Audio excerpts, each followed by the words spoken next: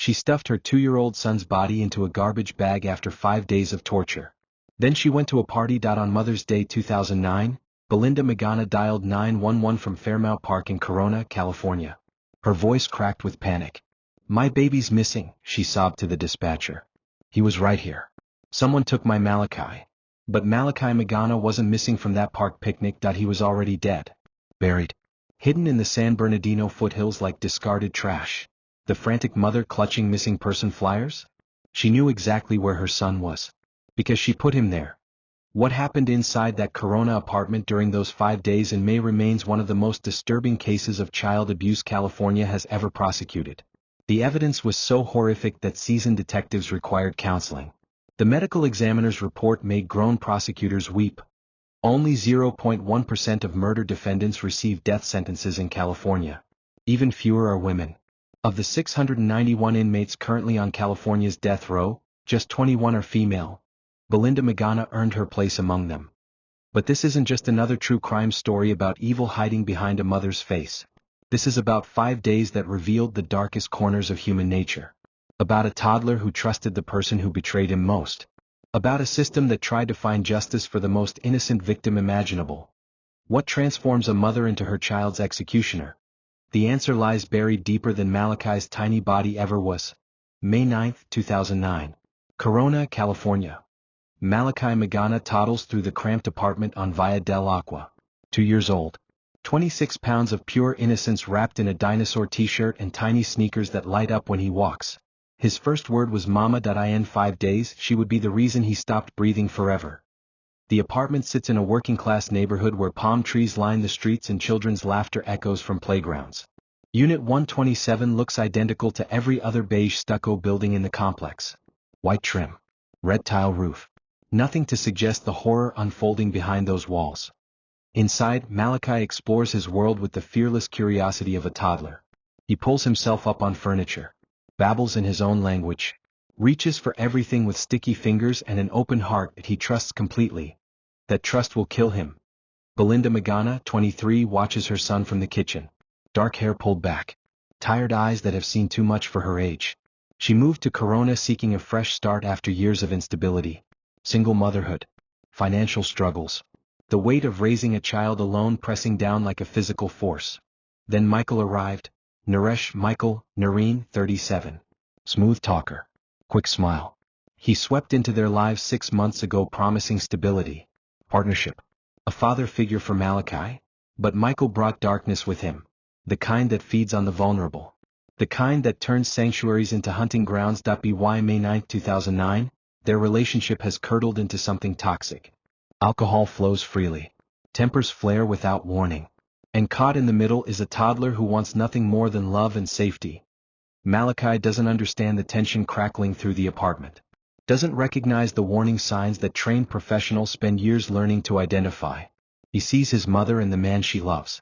He trusts them to protect him. He has no way of knowing they're about to become his worst nightmare. The calendar on the kitchen wall shows Mother's Day approaching. 5 days away. Across America, families prepare for celebration. Cards, flowers, brunch reservations. Expressions of gratitude for the women who sacrifice everything to keep their children safe. But in apartment 127, something else is building. Something that will transform Mother's Day into the cruelest irony imaginable. Malachi plays with his toy cars on the living room carpet, making vrooming sounds that fill the silence. His mother watches from across the room. Michael scrolls through his phone, jaw clenched. The tension is suffocating. Outside, Corona bustles with weekend activity. Families barbecue in backyards. Children ride bikes on sidewalks.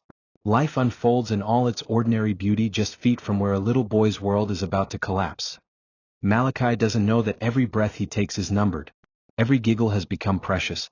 Every moment of joy stolen time. His small hands grip a red toy truck. His eyes light up with simple pleasure. In 120 hours, those eyes will close forever. But first he will endure 5 days that would break the spirit of hardened criminals. 5 days that will shock investigators who have seen humanity at its worst. 5 days that will redefine the meaning of evil for everyone who hears this story. The clock on the wall ticks past 6 p.m. Saturday, May 9, 2009. Malachi's last weekend alive has begun. 6 months earlier. October 2008. Belinda Magana needs saving. At 23, she's drowning in single motherhood. 18-month-old Malachi clings to her hip while she counts food stamps at the checkout. Rent overdue. Again. Then Michael walks into her life. Michael Narine stands 6'2" with the kind of confident smile that makes promises without words. 37 years old. Experienced. Stable. Everything Belinda isn't. He tells her she's beautiful. That Malachi needs a father figure. That together they can build something better. But predators don't hunt with fangs bared, they hunt with gifts and gentle words. Michael moves in within weeks. Brings groceries. Pays bills. Takes Malachi to the park while Belinda sleeps.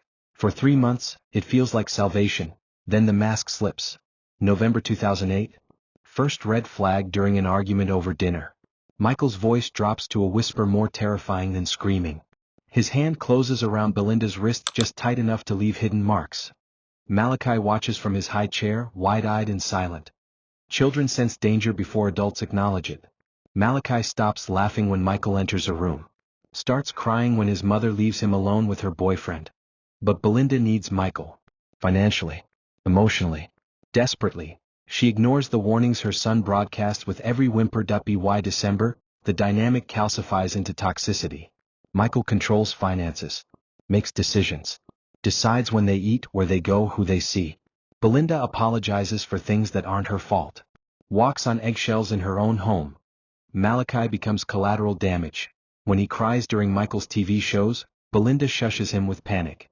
When Malachi spills juice, she cleans frantically before Michael notices.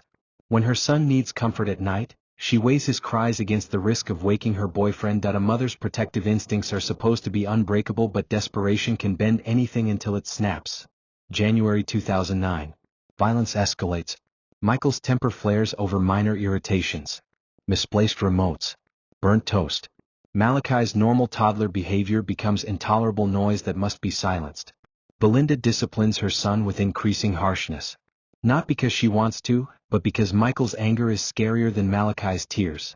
The apartment becomes a pressure cooker. 3 people trapped in 800 square feet of mounting tension. Michael drinks more. Belinda walks smaller.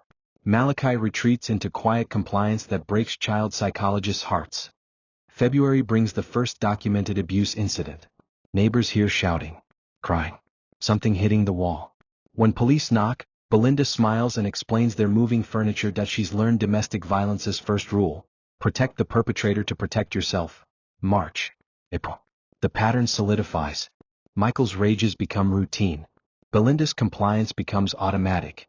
Malachi, barely 2, learns the adults supposed to protect him are the ones to fear most. Toddlers in violent homes age differently. Their nervous systems lock in hypervigilance. Joy gets buried under survival instinct. They stop exploring. Stop playing. Stop being children. Malachi stops being a child somewhere between his 2nd birthday and Mother's Day 2009. The transformation happens gradually. Michael has become Belinda's entire support system. Losing him means losing everything: housing, food, the illusion someone loves her. But keeping him means sacrificing her soul. And her son's safety. By May 2009, the apartment has become a tomb where love dies.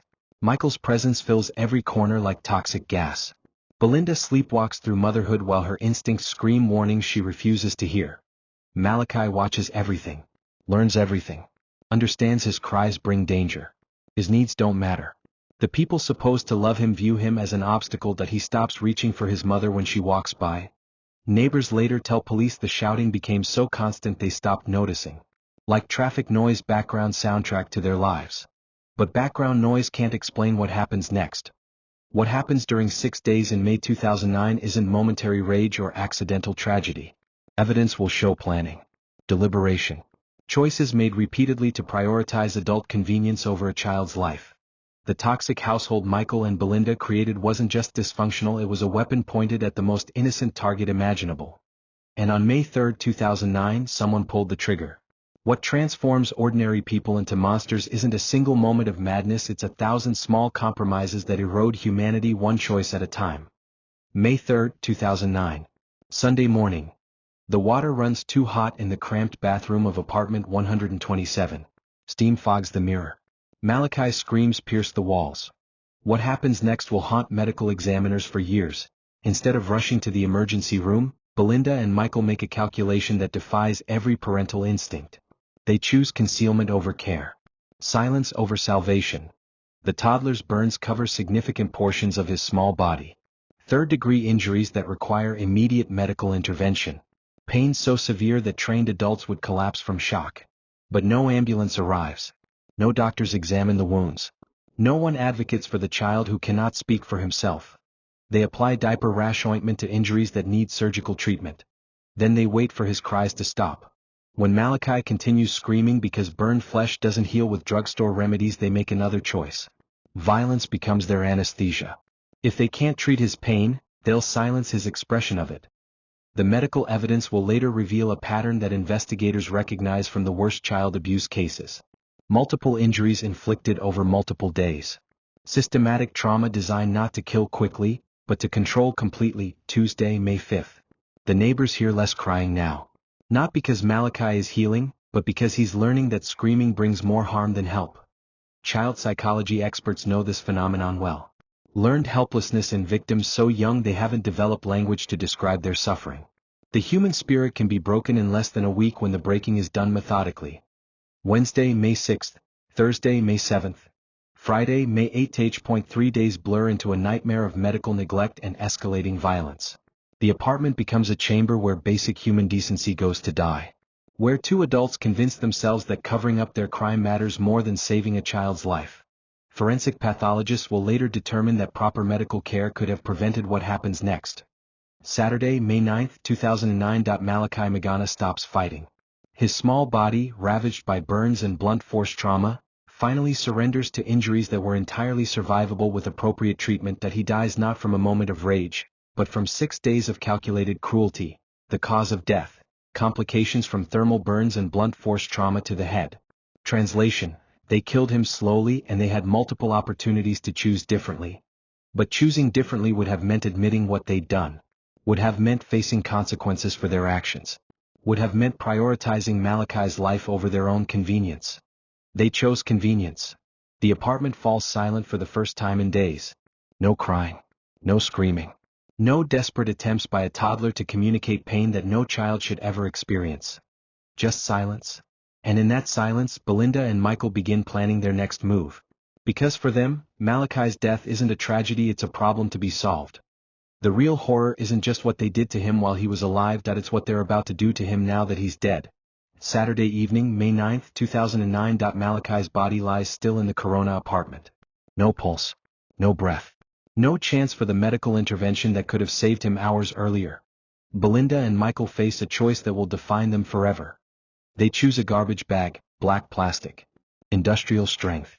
The kind used for lawn clippings and household waste. They stuff a 2-year-old boy inside like he's something to be discarded. His dinosaur shirt. His light-up sneakers.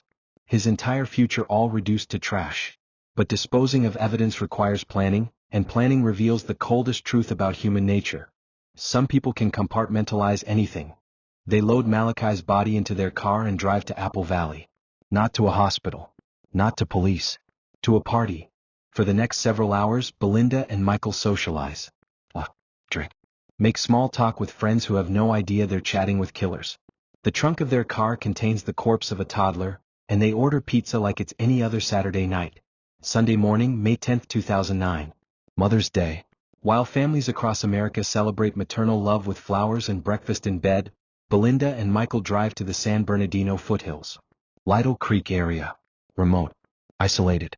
The kind of place where screams carry for miles but no one's listening. They dig a shallow grave and bury Malachi like a family pet. Then they return to Corona and begin the performance of their lives. Sunday afternoon, Fairmount Park. Families spread picnic blankets under California sunshine. Children run between playground equipment while parents relax on benches. Normal people living normal lives.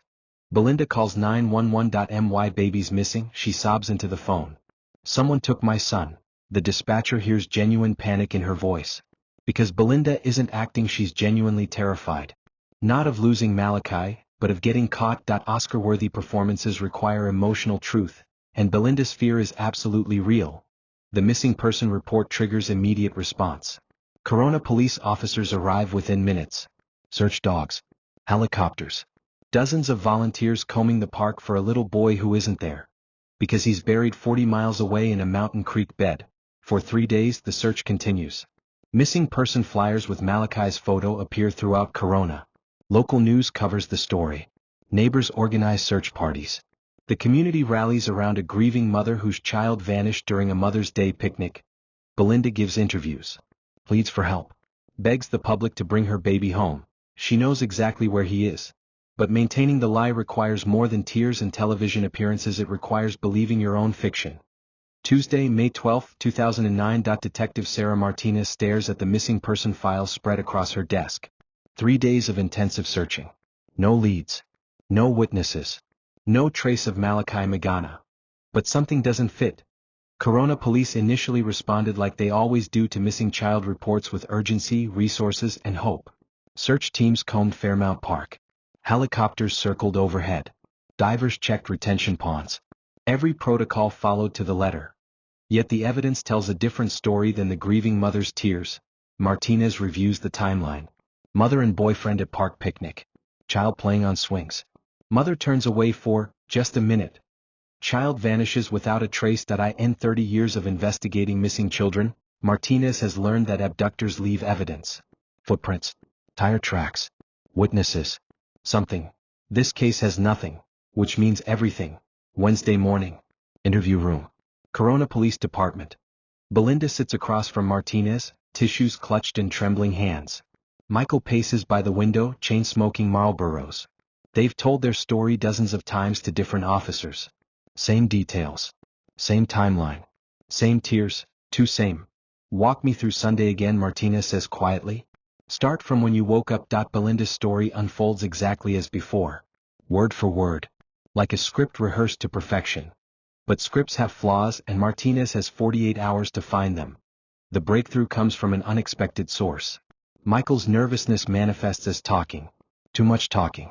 He elaborates on details that weren't in the original report. Adds timestamps that don't match phone records. Mentions conversations with witnesses who don't exist. Liars always give too much information. Truth-tellers give too little. Thursday evening. The walls close in. Martinez presents the inconsistencies. Phone records showing they weren't at the park when they claimed. Witness statements that contradict their timeline. Security footage from nearby businesses that doesn't show their car. Belinda breaks first. I can't do this anymore, she whispers. The confession spills out in fragments. The burns. The days of torture. The burial in San Bernardino County. Every horrific detail documented by stenographers who struggle to maintain professional composure. Friday morning, May 15, 2009. Search teams follow Belinda's directions to Lytle Creek. The shallow grave yields evidence that shocks even veteran investigators. A tiny body showing signs of systematic abuse that prosecutors will later call torture. Both defendants arrested. Both charged with first-degree murder. Justice begins its slow march toward death row. Riverside County Superior Court. 2015.6 years after Malachi's death, justice finally has its day. Courtroom testimony unfolds like pages from hell's own handbook. Separate trials. Separate juries. Same horrific evidence. Medical examiners describe injuries so severe that veteran prosecutors request bathroom breaks. Forensic photographs make hardened detectives look away. First-degree murder with torture. Child abuse resulting in great bodily injury. Charges that carry California's ultimate penalty. The defense argues for life imprisonment. Claims of mental illness. Childhood trauma. The standard playbook for the inexcusable. But some crimes transcend explanation. Dr.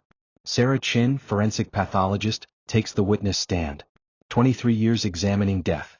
She's seen car accidents. Gang violence. Murder scenes that redefine human cruelty. Nothing prepared her for Malachi Magana's autopsy. The thermal burns covered approximately 30% of his body, Dr. Chin testifies, her voice steady despite the horror she describes. The blunt force trauma to his head was consistent with repeated impacts. These injuries occurred over multiple days. She pauses. Looks directly at the jury. This child suffered for 6 days before he died. Medical intervention at any point could have saved his life. The courtroom falls silent except for the scratch of court reporters' pens capturing testimony that will haunt them for years. But Belinda's violence didn't end with arrest. Riverside County Jail. Pretrial detention. Belinda grabs fellow inmate Maria Santos from behind. Hair wrapped around her fist like rope. Razor blade flashing in fluorescent light. Santos's face opens in crimson lines before guards intervene. The attack is calculated. Vicious. Designed not just to harm but to terrorize. Even behind bars, Belinda Magana remains a predator hunting for prey. May 2, 2015. Judge Bernard Schwartz reads the sentences that 6 years of legal proceedings have built toward. His voice carries the weight of absolute justice. Belinda Magana, you are hereby sentenced to death. Naresh Narine, you are hereby sentenced to death. 2 Gavels fall. 2 lives forright. 2 seats reserved on California's death row for the torture and murder of a 2-year-old boy who trusted them completely. Justice served. Finally. Completely. San Quentin State Prison. Central Women's Facility. Today. Belinda Magana sits in a concrete cell, one of only 21 women on California's death row. The state that condemned her has executed just 13 people since 1978. Statistics suggest she may die of old age before lethal injection. But numbers don't measure justice, only time does. Malachi Magana would be 18 years old now. High school graduation. First job. First love. College applications scattered across a kitchen table while his mother worries about tuition costs and dorm room essentials. Instead, he's been dead for 16 years. Buried in a San Bernardino Creek bed at age 2. The case files remain sealed in Riverside County archives. Crime scene photographs that made seasoned investigators weep. Medical reports documenting torture that defies human comprehension. Evidence of evil so pure it challenges fundamental beliefs about maternal instinct. Detective Sarah Martinez, now retired, keeps Malachi's missing person flyer in her desk drawer. Not as a memento but as a reminder. Sometimes the monsters don't lurk in shadows or stalk strangers in parking lots. Sometimes they tuck you into bed at night. Corona's Fairmount Park still hosts family picnics every weekend. Children still run between playground equipment while parents watch from benches. Life continues in all its ordinary beauty, unmarked by the horror that once unfolded there. But evil leaves invisible scars on landscapes and communities that witness it. Child Protective Services receives 4.1 million reports annually. Most involve neglect. Some involve abuse. A fraction involve torture. An infinitesimal percentage involve mothers who murder their own children with calculated cruelty. Belinda Magana represents statistical impossibility made horrifically real. The question that haunts every expert who studied this case isn't how someone could torture a child for 6 days. Psychology can explain sadism and desperation. The question is how someone could look into their victim's eyes and see their own child staring back. What transforms maternal love into predatory violence? What breaks the most fundamental bond in human nature? Some mysteries resist explanation because the answer reveals truths about humanity we'd rather not acknowledge. Evil doesn't always announce itself with dramatic flourishes and obvious warning signs. Sometimes it just whispers "Mama" in a 2-year-old voice before silencing that voice forever. What do you think? Could you have spotted the warning signs in Belinda Magana's story? Do monsters like her deserve death, or is life imprisonment justice enough? Share your thoughts in the comments below, but remember, real families were destroyed by these crimes. Hit that subscribe button for more deep dives into cases that challenge everything we think we know about human nature. Next week, we explore another death row case that will make you question who you can really trust. Because the most dangerous predators aren't the strangers we're taught to fear, they're the people we invite into our homes.